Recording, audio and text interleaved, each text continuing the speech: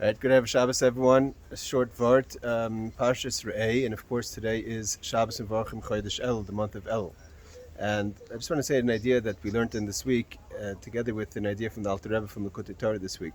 We have a few descriptions in Avodas Hashem that we have this week that we could apply to the month of Elul. Of course, we have the beginning of the Parshas Re'eh, Nesati Lefnecha Hayoim. As a bracha v'saklala, the idea of Re'eh, like the Rebbe says, is to see something, to visualize something.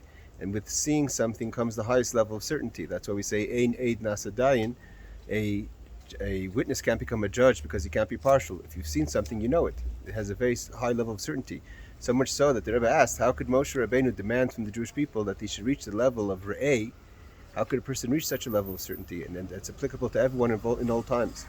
We also have a verse that says, this week's parsha talks about the Manasseh le'akima eschem ladas. Seemingly, the verse is talking about the false prophets, that God is testing us to know. Seemingly, Hashem wants to know where we're holding. If we're ready, He'll test us with the false prophet if we fall, so to say, victim to the false prophet. But the Alter Rebbe says, no, that's not really the idea. The idea is deeper. That Manasseh, when you have nisyonis, you have tests in life, the tests lift a person up to das. So what is das and what is visualizing something? And how does this connect to Amunah belief? So we know the difference. The Alter Rebbe says the difference between Amunah and das is when you believe something is something that you don't know. You have to believe it. That by definition, the idea of belief is to believe something you don't know. If you argue with someone about if there's a God or not, and you explain it to them, and the person looks around and says, this world didn't come from no place, so the person doesn't believe in God. Now he knows there's a God. He looks, when you see godliness, you see the world has to have a creator.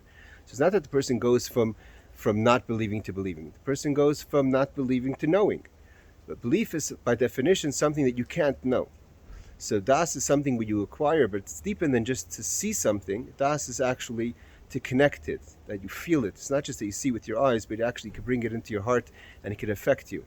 And these two ideas is what we have in this week's parsha, which is connected to the month of Elul. A person has the ability to reach das, and a person has the ability to reach re'iyah, to see something, to know something, to have that certainty.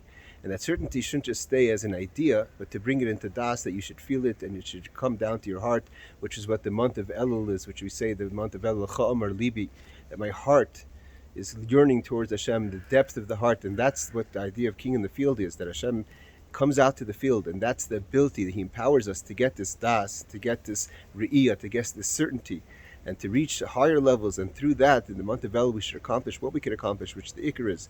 The main thing is to reach Shana Tova Mesukah, Good Giben Shiar, and also to rectify the past 11 months. And like the Rebbe says, it's not just to do tshuva, but to actually to turn whatever the past months are, not understanding what happened until now. We could transform even negative things that we did in the past year to positive. That avoinas turn into sechuyos. Our faults become merits. When we be taka, so and we should be zeicha this year for Shana Tova Mesukah for everyone. A good Giben Shiar, Ksiv Chesima Tova, with the power of Elul, the kings in the field. Like the Rebbe says, everything is there. You just, one condition is you have to go over to the king. That's up to you. That's Anila Doidi. You have to go to the beloved. The beloved's there. He's waiting for us. The Yud Gimel Midas Harachman, 13 attributes of mercy.